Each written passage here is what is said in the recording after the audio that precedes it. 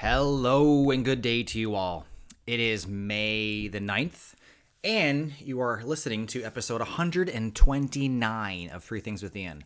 On today's episode, which I am thrilled you are joining me in on, we will talk sports and caffeine, and maybe the linkage between the two.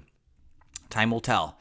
I hope you've had your drip coffee and there's caffeine coursing through your veins like Bane and Batman. And let's begin. So, I always like a good story of addition by subtraction. And I actually meant to record this story yesterday because it was more topical. But essentially, the UEFA Championship, which is the often spoken of competition that I go back to. Anyway, it is the Championship League final. And PSG, Paris Saint-Germain, they're in the final. But the story is not that they're in the final, it's how they've done it. This has not been a team that's easy to love. For years, they gorged on Qatari wealth and flaunted it by hoarding superstars. Remember, this is the team that had Neymar Jr., Lionel Messi, Mbappe. They were loaded, and they were loathed for it a little bit, right? They were popular with people who gravitate towards shiny things. This was the shiny thing team. This was a team right in the heart of France that had accumulated the best players using Qatari oil money. Just going to leave it like there. But something has changed. They are off to the Champions League final after beating a very good Arsenal team 3-1 on aggregate, and each step towards a trophy they've been dying to host.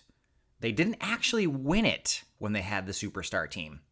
Today, they're trying to win it as a team. And all it took was shedding some of the biggest names in the sport's history. So concentrating on the collective, right? The Ted Lassoian effect, right? We work on the team. The name on the front means more than the name on the back, right? By concentrating on the collective, Luis Enrique, who's their coach, has let his squad sing. Now, don't get me wrong. They have very good players still. They actually might have two of the world's best players right now in Gianluigi Donnarumma, which is the quintessential Italian name for the quintessential Italian keeper. He is playing lights-out soccer. And they have Hakimi, who is a masterful player in his own self, and they have potentially the world's best player right now in Dembele, who is my front-runner for the Ballon d'Or, given to the best soccer player on the planet. But unlike the Galactico ranks of the Real Madrid and the PSG of yesteryear, right, this team has a lot of players that we don't really know much about.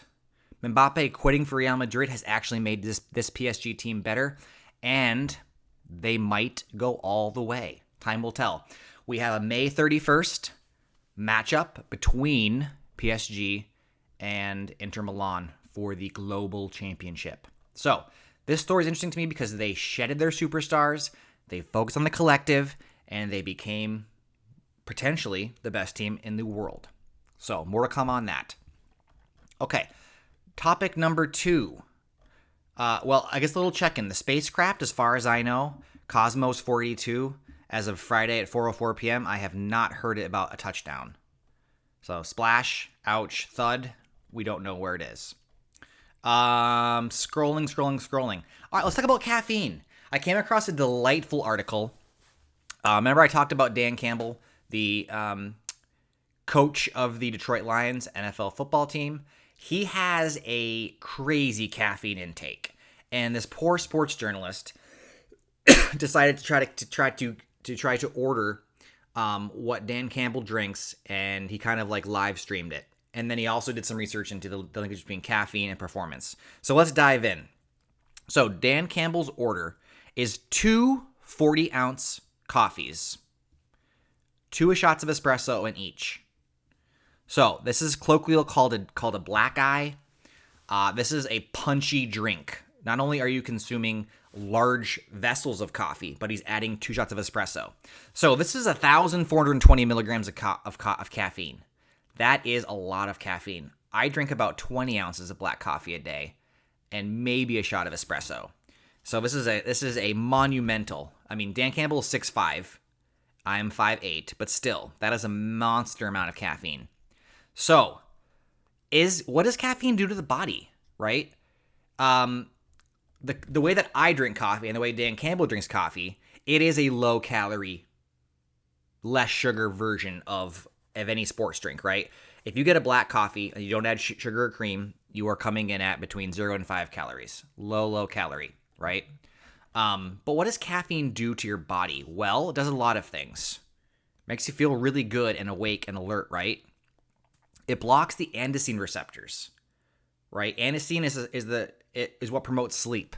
So you're blocking that transmitter, you're feeling quite awake. It boosts dopamine, which then in turn helps us with our mood and our focus, right? So it gives you a little boost, makes you feel excited. It also reduces your perception of effort and potentially pain. So it lets you do more without those nagging complaints about I should probably stop. Now, if you get you should eventually stop. I'm not saying that caffeine makes you invincible and you should lift weights for 3 or 4 hours, but it gives you a little reprieve from the constant nagging of like, oh, I'm starting to feel a little bit tired, right? The NCAA actually, I didn't realize this, they actually have limits on caffeine.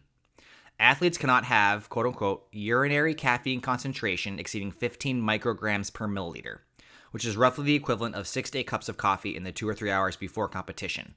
According to most experts, though, and the internet and my own brain, I can't remember the last time somebody actually received punishment for having too much caffeine in their urine. But for this guy that took one for the team, did the challenge, it didn't end up cutting right to the chase. It didn't end up very well for him. He was loopy. He actually had too much caffeine to the point where he actually couldn't focus very much. Felt sick to his stomach, a little bit nauseous. Apparently, he's like me. He's usually like a 20-ounce a day coffee person, which I don't know if that's the average. I mean, that's 2 or 3 cups. Remember, coffee cups are typically like 6 ounces versus your 8-ounce cup. I have no idea why coffee cups are smaller. Probably because you don't need that much. I mean, you're not guzzling a liter of caffeine, of coffee, unless you're Dan Campbell, of course. Most nutritionists recommend the equivalent of 1 to 2 cups of coffee about an hour to 90 minutes before training or a game. That's what they're saying. So that's the little story on that. What I want to do sometime is, if I get the approval from the family and the doctor, not the doctor, but after I might try this challenge. 40 ounces of coffee times 2 times 4 shots of espresso is a gargantuan amount of caffeine. So I think I might try to do like 40 ounces of coffee and 2 espresso shots. We shall see. Look for a YouTube short on that. My third story, and yes, we're going back to sports because it's a Friday. I like sports. I just mowed the lawn. This is a treat for myself. Aaron Judge. I really didn't realize how good Aaron Judge. This is the Yankee superstar. Big guy, probably drinks a lot of caffeine, or could. Baseball is weird right now because there's no, like, in basketball, you have LeBron James. You have, like, the guy that everyone's chasing. Baseball, you have Shohei. You have Mike Trout. You have pitchers who are often not very well compared to batters. But Aaron Judge is quickly becoming the de facto king of baseball. In 2022, he produced one of the best seasons we've seen in a long time. 62 home runs. That's 62 home runs, 131 RBIs, and a 210 OBS plus in a contract year. Last year, so 2023, he was banged up. 2024, though, he continued that form. 58 home runs, 144 RBIs, and a 223 OPS plus, which I will explain more later. Both seasons earned him MVP awards. He has established a standard. That's a crazy stat line. So let's look at this. His OPS. So OPS is a weird thing, right? So let me read this, make sure I understand it. The surface numbers are just bonkers. A 400 batting average, a 1.241 OPS. OPS, a 249 OPS plus, which normalizes a player's OPS in relation to the league average, which is set at 100. So as in, Judge is hitting 149% better than a league average player. That's outstanding, right? Judge, who's only 33, so he's like not 23 or not 43, right? He's plus prime, a little bit, maybe plus his prime. He's produced already 3.4 wins above replacement, which would have ranked him 77th last year for the entire year. So Judge led the league in wins above replacement last year, too, at 11.2. And wins above replacement is probably my favorite stat across sports. That means that Aaron Judge, by being him, by doing what he's doing, he contributed to 11 wins that the Yankees would not have had with a replacement player. When you win or lose your division by 5 or 6 or 8 games, somebody who single-handedly is giving you 11 wins over the other version of him, over the normal version of him, that's outstanding, right? He arguably is the best right-handed hitter in the modern game. Better than Hank Aaron, Willie Mays, and Joe DiMaggio, at least statistically. So, what this all means is since the 2022 season, Judge has put together the best asterisk-free 450-game stretch of any right-handed hitter in league history. 168 home runs and a 207 weighted runs created average, which means he manufactured 107 runs. Let's back up. He manufactured runs 107% better than the average major league player. So, when we talk about value and how players who are paid all these millions of dollars are underpaid in relation to what they bring to a team, Aaron Judge is a perfect example. He's perhaps undercompensated, underrecognized for the efforts he has put towards making the Yankees the best version of the Yankees. He himself is worth 11 wins over the next team over's average player at his position in his batting order.